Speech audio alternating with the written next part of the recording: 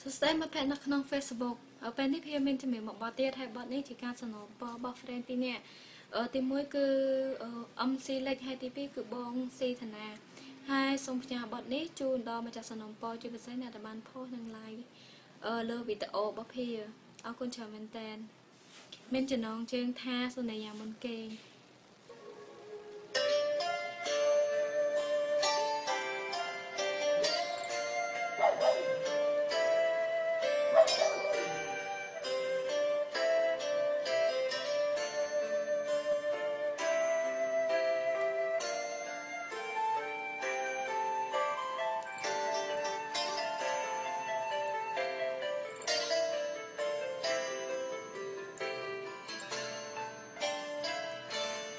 ពេលចូលគេងនឹកសំឡេងនោះដែរនៅឆ្ងាយ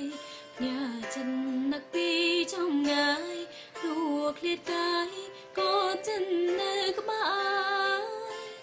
បើកបងអួនសំឡឹងមើលទៅដួងខែស្ដាប់បទចំរៀងស្នេហ៍ដឹងទេថាអូននឹកមកព្រះច័ន្ទយប់នេះរៀបលាទីឆ្ងាយពីតារាឃើញច័ន្ទរះឯកាទាំងនេត្រាអូពីមេដោបងផ្ដាំថាបើច័ន្ទបើអូននឹកបងទូឆ្ងាយគ្នាកូនឡងតែអាចមើលច័ន្ទជាមួយគ្នាសូនីយ៉ាមុនគេថាមិនគិតនៅរឿងផ្សេងលួងខ្លួនឯងរងចាំវេលាអូនជឿថាយើងទាំងពីរអារម្មណ៍ដូចគ្នាតែកម្មវេរីដឹងទស្សនាយើងឲ្យខ្សែស្រឡាញ់ប៉ុណ្ណាទៅវាសនាព្រមឲ្យជួបគ្នាសន្យានៅតែសន្យាទួដឹងថាស្នេហ៍គ្មាននិស្ស័យរៀងរាល់យប់អោបខ្នើយប៉ាំងឈ្មោះចរណៃខ្នើយអូននឹងខ្នើយថ្លៃតើមានថ្ងៃ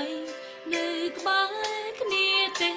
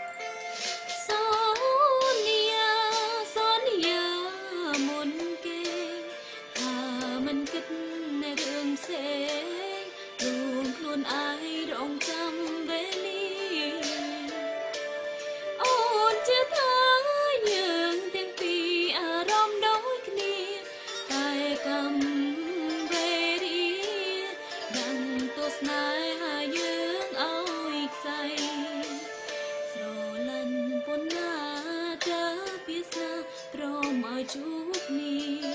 សន្យានៅតែសន្យា